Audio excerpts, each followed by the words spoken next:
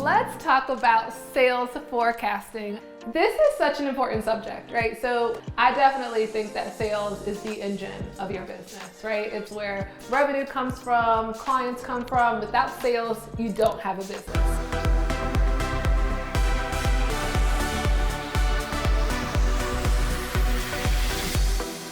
I'm LizJSimpson, founder of the Big Money Movement, joined by my co-hosts, Kelly Wasson, our Director of Operations, and Cheryl Parks, our lead coach and trainer. You both know that I'm extremely passionate about sales, right? I believe that sales is the revenue engine of your business. And I definitely believe with Peter Drucker when he says, the purpose of any business is to create a customer. If we don't have sales, we don't have a business. Mm-hmm. But I find that many times, especially with entrepreneurs, when we ask them about their plans, their strategies around sales, their processes around sales, or even what they forecast for sales in their business, it's like deer in headlights. So I just wanted to take this opportunity in this video to talk about what it is, define it, and give some examples for those watching. Cheryl, I know you have an illustrious background in sales. From your perspective, what do you see sales forecasting to be? So literally it is taking your end in mind goal, whatever that is for revenue. For salespeople, it tends to be their quota, and actually reverse engineering it and understanding once you reverse engineer it, you're going to understand how many calls you need to make that will in turn convert to, let's say, proposals or presentations that will then convert to closed deals and then will convert to new clients. So that's really the sales forecasting piece of it, is taking that information, dropping it into bite-sized pieces, for lack of a better term, and understanding what you need to hit on a month-by-month basis, quarter-by-quarter basis to get to your annual goal. Yeah.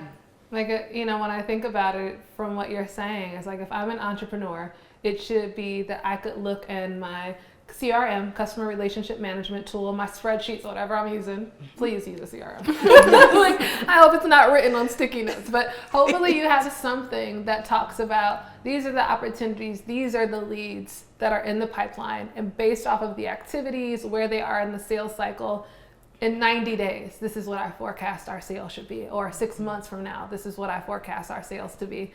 And it should hopefully be like a litmus, right? A benchmark for you to know how you're doing in your business. Does that make sense? Yeah. And I think it's also really important to understand the way that you get to understand how much revenue you're going to have is you have to have an understanding of what size deals, what does your product sell for? How long is the sales cycle? Do you have multiple products or service lines that you're selling? And what does the portfolio look like? Yes. So it's going to take some work for you to get in there and figure it out. Yeah, it makes me think of in the Big Money Movement. So end of last year, we did a strategic planning, an annual strategic planning workshop. We also just did one at our retreat recently in Austin, Texas. And one of the things that we had our clients do is say, okay, what's your revenue goal for the year? Where do you want to be in revenue? Okay. What's your average deal size? Meaning that it might vary because we deal with consultants, but on average, how much is one client worth to you, right? What's the lifetime client value? Okay, let's say that my revenue goal is $1 million, my average deal size is $100,000. Then it's like, well, how many clients do you need to acquire to achieve your revenue goal? It's like, oh, that's 10 clients, right? I hope my math is right. Somebody pull out their calculator. Is it 10 or 100? It's 10. We're going to say it's 10. It's 10. It's 10, right? And so it's like, okay, so I need 10 clients in the year to achieve my revenue goal. So then it's, backfilling, right? Looking at those benchmarks. I like to look quarterly. I know us as an organization, we focus on 90-day planning. It's short enough to have like a sprint, but it's long enough where you're like, okay, we have enough time to put some effort behind what we're doing. And so putting it in quarterly benchmarks. And then to your point, inspecting what we expect. Yes. So do we have those leads in the pipeline? Have we had enough discovery conversations or deals won to achieve that? So I love your perspective on the sales front when it comes to income producing activities. Kelly is Director of Operations for us. When we do sales forecasting, we also include our finance team. Do you mind sharing the perspective of finance, tax, and how all those things might lend to your sales forecasting as well?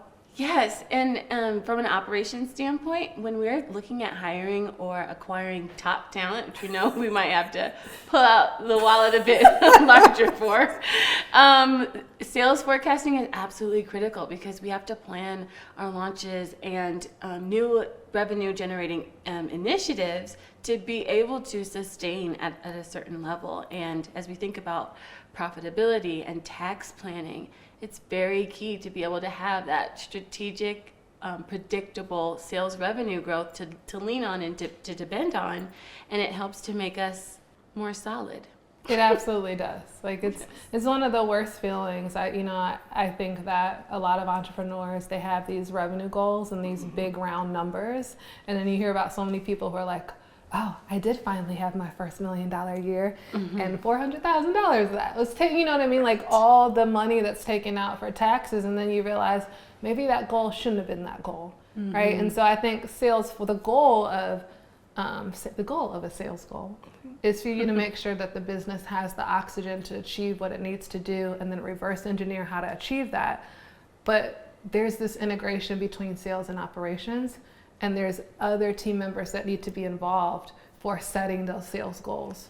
I know in the sales world, when we talk about like VPs of sales and leaders, one of the frustrations for a lot of teams is inflated sales goals, right? Like these impossible sales goals, and somebody in leadership is like, this is the goal for a quarter, and you hear about salespeople or professionals or even entrepreneurs like killing yourself trying to achieve this stretch goal, and it's like, does the business even need that? All the time. It's absolutely critical to set your team up for success with the sales goals that you set, and to talk to them about bandwidth and capability. Like, can we actually hit this? And not just dreaming up a sales goal, but actually making it realistic and achievable. Right. It reminds me of SMART goals. Yes, definitely. Especially during the pandemic when we saw the business models change. So there are clients that I'm familiar with that actually they actually had to completely change their entire model from a face-to-face, more transactional model in the legal field, where people are just going in, picking up documents and that kind of thing, to a place where everything is by Zoom and everything is sent electronically and things of that nature. So it's really, really important just to understand that, again, the SWAT goals and SMART goals and SWAT, take them together so that you understand what the weaknesses and threats are as you continue down your path, because no one expected a pandemic, I'm sure. Oh, yeah. And let's define SWAT and SMART for the people really quickly in case they ask. So SWAT goal is looking, or SWAT analysis is looking at your strengths, weaknesses, opportunities, and threats. SMART is going to be a test. Oh, Lord, let me pull out. Specific, measurable, achievable, realistic, and timely. Yes. Hey! Doug, my sales leader from like 11 years ago would be proud. Big ups to you, Doug, when I first learned about SMART sales goals. Okay, awesome. Yes. So really, really important in terms of just the forecasting, and then just understanding what you have to do to, I'll call it pivot, or to, as you mentioned, adjust along the way. Traditionally, sales forecasting and sales quotas were all about monthly, but they've expanded to be quarterly and annual, because monthly was just too short a time. It's like giving someone a day to achieve the goal, and then looking at, flashing of, a window of a day. And so they became a little bit longer over the last, 6-7 years, where teams are actually forecasting longer. And tailoring it to your business model. Right? So like for us in the Big Money Movement, we're focused on empowering women entrepreneurs to secure 6-figure corporate deals. And when we look at the life cycle, the sales cycle, you're typically looking at 45 to 90 days to close those type of deals. And so sometimes it's like, in a month, I wouldn't have had the time to prime the pipe. All this sales lingo. But like, I wouldn't have had time to like build the pipeline, or what that really means is to cultivate relationships, go through discovery, go through all of the necessary stages in the sales cycle to close the deals and hit that revenue goal. And let's not forget that the client makes the decision. Absolutely. So they end up stalling, or, someone's out of town or on vacation or out of the office for whatever unexpected reason. And so now your deals, end up falling into the next month or two. So those are things that we just always have to keep in mind. Yes, and there are things, it's interesting. Many of the women in the big money movement come from corporate. And so these are women who are like, a lot of these ideas or concepts aren't new to them. But it's interesting because you have to take corporate concepts and adapt them to solopreneur or small business like ecosystem, because a lot of things don't translate well. Right? You're like, how do I make this theory work for me when I'm the only person in my business? And it makes me think of the analogy of like, if you're gonna go on a road trip, right? And so like, let's say I have a year journey. The year is my journey. And I'm like, well, how much gas do I need to put in the car to get to my destination? Right. And that's how I think of sales forecasting, right? Is like, okay, well, how much gas do I need? How many miles am I trying to get, to drive through? And how am I doing? If the tank's on E, we need some more gas in the tank, right? We need some more sales, some more revenue to do that. And I can tell how we're going to do based off of the activities that are happening for the business. How do you forecast with a corporate client? Like when you have just one gorilla client, which some of our clients into the big money movement with, how would you say that they should forecast? I love this question. So for definition of gorilla client, for those who are watching, so we consider a gorilla client a client that accounts for 35% or more of your revenue. And why that's important is because studies find that the majority of small businesses that lose a gorilla client actually go out of business. So it's really dangerous. It's why you want to make sure that you have many different clients. And and then for our clients who are serving corporate, it's not uncommon to have a 6-figure corporate client who is a gorilla. And so that's why they have to continually be cultivating relationships. So if something happens with that contract, they don't lose their entire livelihood. Love it. So to go to your point though, of how do you forecast, Cheryl, do you have thoughts on that? I have some thoughts, but I'll be curious for what she would have to say first. So I really think about just portfolio building. And if you have a gorilla client that happens to be in one particular niche, you might just go look at their competitors. You might look at, adjacent market segments as well. So if you've got a gorilla client in a core area, look at the adjacent. If it's not comfortable for you to go to their competitors, you could always go adjacent around them.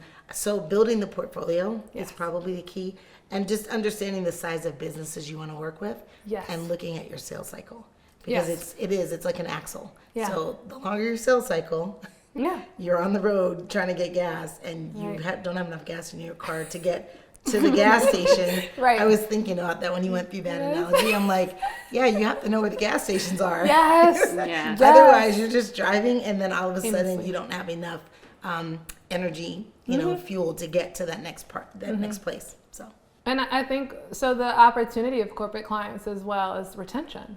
So, it makes me think of our client Jenna that we love talking about. Jenna was family planning, and she had this big audacious goal if she needed to do, I think it's $300,000. She's like, I need $300,000 because I'm trying to enjoy my baby. In a quarter. In a quarter. Yeah. In a quarter. She was like, yo, coaches, 90 days, $300K. We're like, oh, okay, all right. We'll give you your refund. No, just like, no refunds. The crazy, no refunds. For the record, don't come here asking for no refunds. But for the record, she's achieved it, which is mind-blowing. Incredible. But when we think about that, I think it's a couple $100,000 deal. It's a 2-year deal. So to go back to sales forecasting with corporate clients is, if you have a corporate client on retainer, and I don't know the math, but let's say it's $25,000 a month, right? And so it's like, okay, that $25,000, at least that's revenue in the door. So when I'm sales forecasting, I can forecast and know I'm going to have X amount of dollars coming in the door because I've already secured this client, and we're on, right? We have this, scope of work that we're agreed to. And then it's looking at how much new business then do I need to bring in.